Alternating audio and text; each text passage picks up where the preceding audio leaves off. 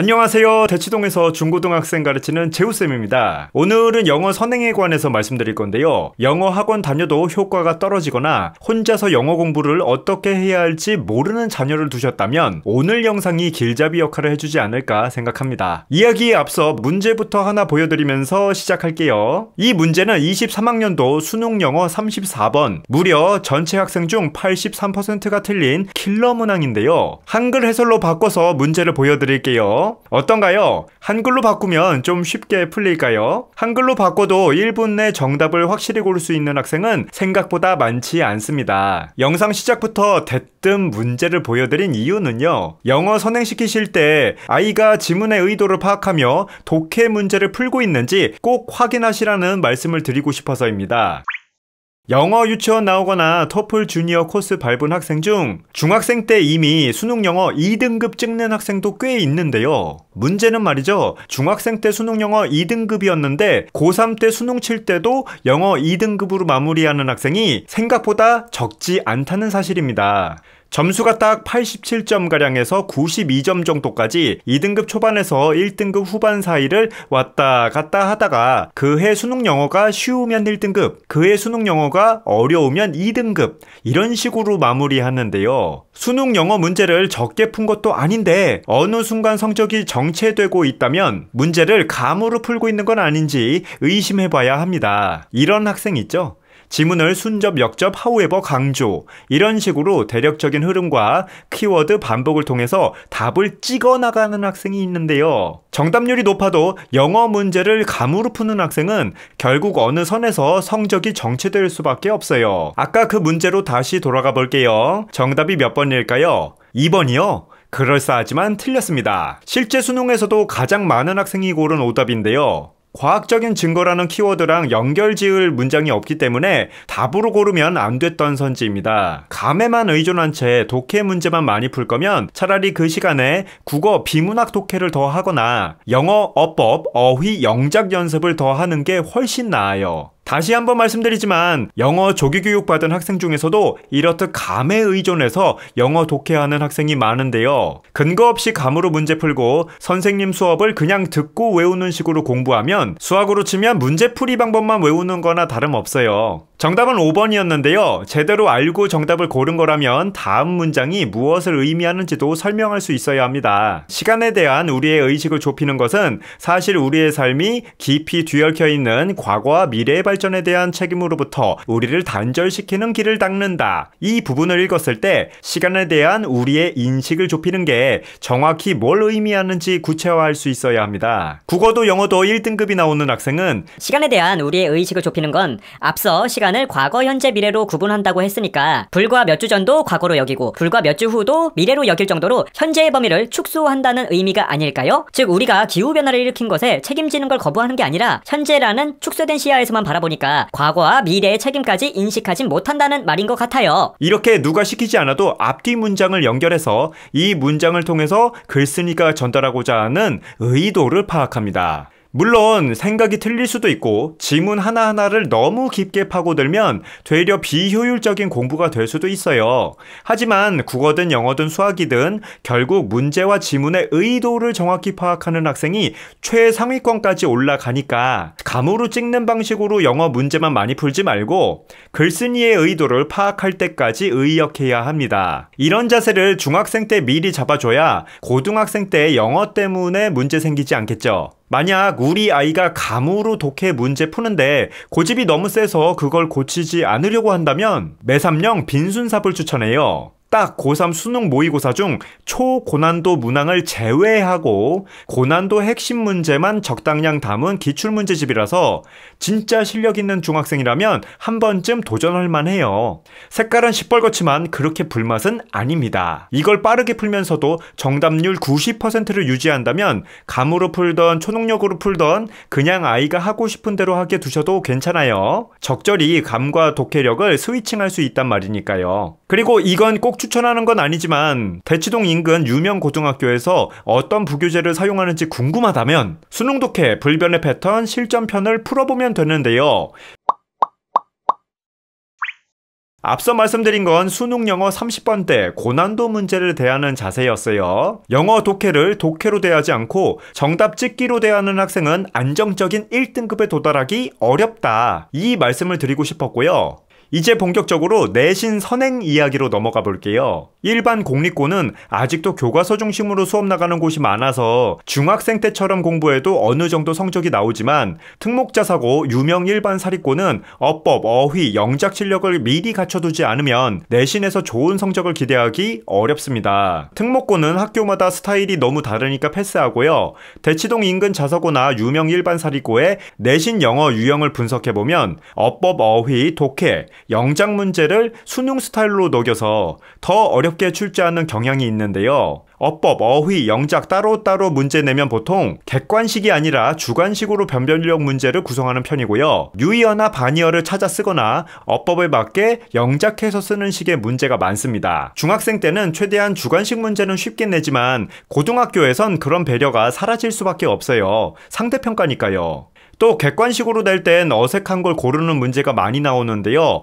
어법, 어휘, 유의어, 반의어 어떤 사항 때문이든 틀린 문장이 있으니 알아서 찾아보라는 식이라서요. 지문을 웬만큼 꼼꼼히 분석한 학생이 아니라면 뭐가 틀렸는지 찾아내기가 힘듭니다. 중학생 땐 기껏해야 교과서 본문을 살짝 변형한 정도라서 어색한 걸 찾는 게 그다지 어렵지 않았지만 고등학교는 교과서 본문은 물론 부교재에서만 무려 30지문 이상이 추가로 시험 범위에 들어가니까 500문장 이상을 한꺼번에 암기할 수 있는 천재가 아니고서야 다른 방식으로 접근해야겠죠? 그래서 선행할 때 감으로 수능 기출 독해 문제 많이 풀 거면 차라리 그 시간에 국어 비문학 독해 공부 시키시거나 어법 어휘 영작 공부 시키시는 게 더 낫다고 말씀드린 거고요. 고등 내신 영어 성적을 잘 받기 위해서는 영어 실력을 골고루 갖춰둬야 합니다. 그럼 어떻게 해야 어법, 어휘, 독해, 영작 실력을 골고루 갖출 수 있을까요? 영어, 어법, 어휘, 독해, 영작을 각각 따로 공부하면 실력을 골고루 갖추기 어렵습니다. 영어 학원 보내도 효과가 제각각인 이유가 여기에 있어요. 각각 따로 공부해도 실력이 쌓이는 건 이미 어느 정도 완성된 상태에서 공부하는 애들 뿐이고요. 대체로 어법 수업 듣고 어휘 수업 듣고 독해 수업 들을 때쯤이면 어법 수업 내용은 머릿속에서 절반 이상 사라지는 게 평범한 학생에게 매우 당연한 현상이거든요. 제가 굳이 에빙하우스의 망각 곡선을 언급하지 않아도 망각에 관한 이야기는 많이 들어보셨을 테니까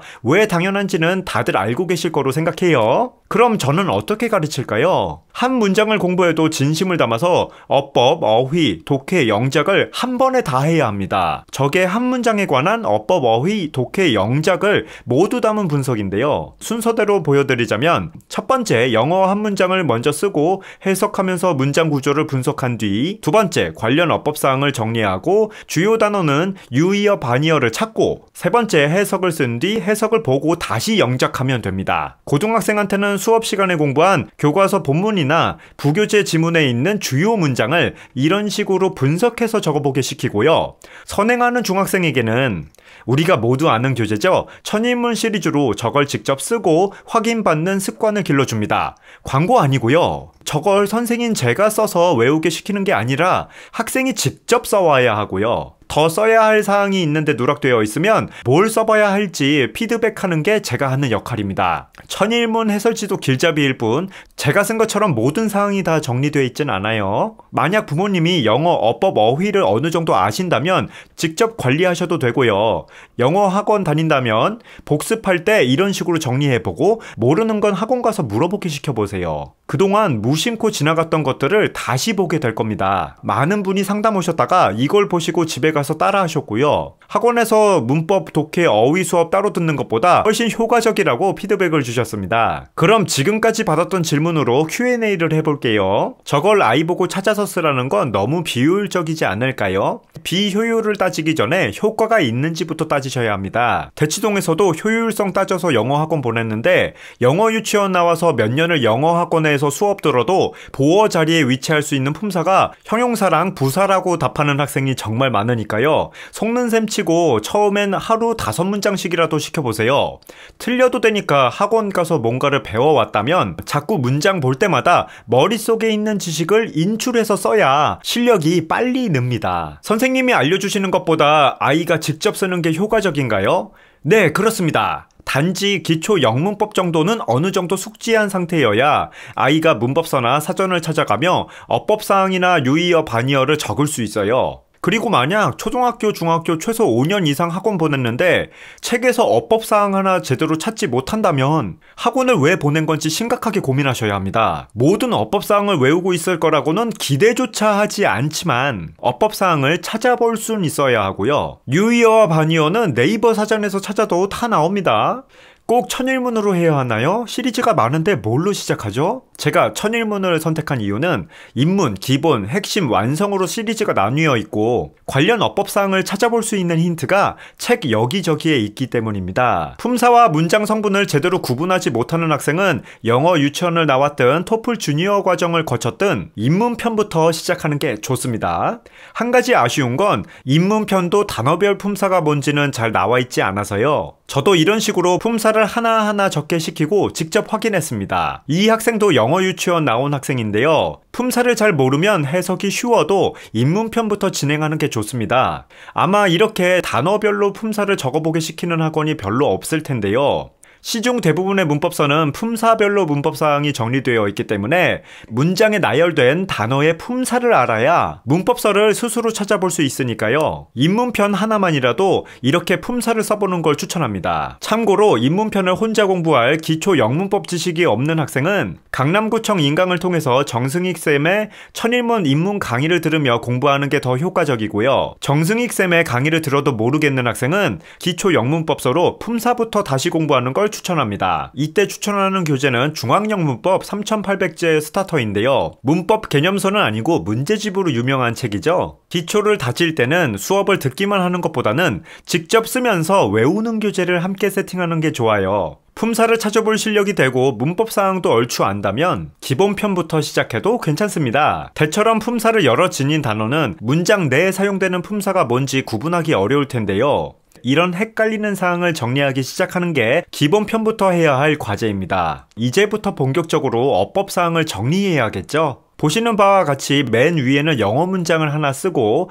거기에 문장 성분과 헷갈리기 쉬운 품사를 적고요. 파란색으로 번호 매겨서 적은 부분처럼 어법과 어휘사항을 적어야 합니다. 유의어 반의어도 함께 정리하면서 문장과 함께 단어를 외우는 게 좋아요. 단어는 한글 뜻만 기계적으로 외우는 것보다는 문장과 함께 뉘앙스까지 알아둬야 오래 기억할 수 있거든요. 예전에 듀오 3.0으로 공부해본 분은 무슨 뜻인지 아실 겁니다. 그리고 그 밑에 한글 해석 적고 다시 한글 해석만 보고 영작하면서 문장도 어느 정도 외워야 합니다.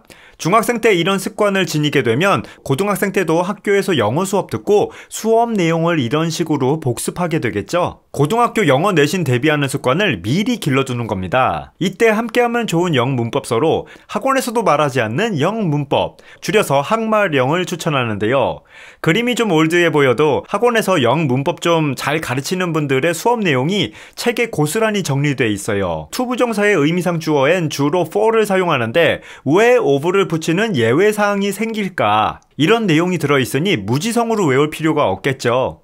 진짜 좋은 책입니다. 광고 아니고요. 단지 책이 얇은 만큼 문법 지식이 많이 들어있는 건 아니라서 추가적인 영문법서 구입이 필요할 거예요. 여기까지 입문과 기본편까지는 영어 조기교육을 받았어도 영어 실력에 구멍이 있는 학생에게 시키는 편이고요. 천일문 핵심과 완성편부터는 선택사항에 가까워서 구문 독해가 재미없다는 학생은 기출 독해 문제집인 자이스토리나 마더텅 문제 풀면서 분석하게 시키기도 합니다. 어떤 문장을 갖다 줘도 품사와 문장 성분에 따라 분석할 수 있다면 독해하면서 구조적으로 헷갈리는 문장이 생길 때만 분석해도 되거든요. 그런데 이건 제가 계속 관리하고 가르쳐 주니까 가능한 거고요. 혼자 공부하는 학생은 핵심이나 완성편을 사서 해설지의 도움을 받아가며 분석하는 게 낫겠죠. 혹시나 인강의 도움을 받고 싶은 학생은 강남구청 인강 들으면서 구문 분석해도 좋습니다. 이때부터 굳이 영문법서를 사라고 권하지 않지만 모르는 어법사항이 생길 때마다 찾아보는 용도로 사용할 거면 이런 책도 있으니까 참고하세요. 단 이 책은 어디까지나 독해하다가 찾아보는 용도로 사용해야지 영문법을 깡그리 외우겠다고 달려들면 안 됩니다. 처음부터 쌤처럼 다 적게 시켜야 하나요? 최대한 많이 적게 시키면 좋지만 제가 가르치는 학생들도 처음부터 다 적게 시키진 않습니다. 이건 이번에 중학교 전 과목 평균 87점에서 97점으로 오른 학생이 오답 분석할 겸 적어둔 건데요. 처음엔 이런 식으로 자기가 생각해야 할 포인트에 집중해서 그걸 구체적으로 탐구해서 쓰는 게 더 낫고요. 실력이 쌓일수록 점차 쓰는 걸 늘려나가면 됩니다. 이걸 머릿속에서 자동으로 떠올릴 수 있고 그 정확도까지 높아진 다음에야 문제풀이를 많이 하는 게 효과적인데요. 생각을 정리할 새도 없이 문제만 많이 풀게 시키고 어휘를 반 강제로 외우게 하니까 영어에 오만정이 다 떨어지게 되죠. 다시 한번 말씀드리지만 처음엔 하루 5문장씩이라도 영어 한 문장을 먼저 쓰고 해석하면서 문장 구조를 분석한 뒤 관련 어법사항을 정리하고 주요 단어는 유의어, 반의어를 찾아서 씁니다. 어법사항이나 유의어, 반의어는 외울 수 있는 만큼만 네이버 사전에서 찾아서 쓰고 외우게 시키시면 돼요. 그리고 해석을 그 밑에 쓴 뒤 해석을 보고 다시 영작하게 시키시면 됩니다. 간혹 영작을 빼먹는 학생이 있는데 나중에 대학 가서 졸업 논문을 영어로 쓰는 모습을 상상하면서 영작을 꼭 하라고 일러주세요. 영작 안 하고 구문 분석만 하면 효과가 절반 이하로 떨어지니까 꼭 해야 합니다. 수업 듣고 지식이 늘수록 더 많은 게 보이고 더 많은 걸 찾을 수 있다는 확신이 생기면 영어를 싫어하던 아이들도 영어 공부에 흥미를 느끼게 되니까요. 어법 어휘를 강제로 외우게 시키지 마시고 찾고 고민해서 쓰는 습관부터 만들어 주시기를 바랍니다. 이게 생각하는 힘을 길러줘요. 어떠셨나요? 이게 별거 아닌 것 같지만 기초 영문법을 어느 정도 알고 있는 학생에게는 가장 효과적인 방식이고요. 심지어 영어 유치원 나와서 감으로 문제 푸는 고등학생도 이걸 시킨 뒤에 내신 영어 성적이 많이 올랐습니다. 다음엔 기초 영문법을 익힐 수 있는 시중 교재, 국어 선행 방법, 블랙라벨 활용 방법 등이 기획되어 있는데요. 초등학생용, 중학생용 수학 교재도 다뤄달라는 분이 계셔서 살짝 고민 중입니다. 아무래도 댓글로 요청하신 것부터 영상 올려드리는 게 낫겠죠? 오늘 영상은 여기서 마칩니다. 모두 좋은 하루 보내시고요. 다음에 또 알찬 영상으로 찾아뵙겠습니다. 안녕히 가세요.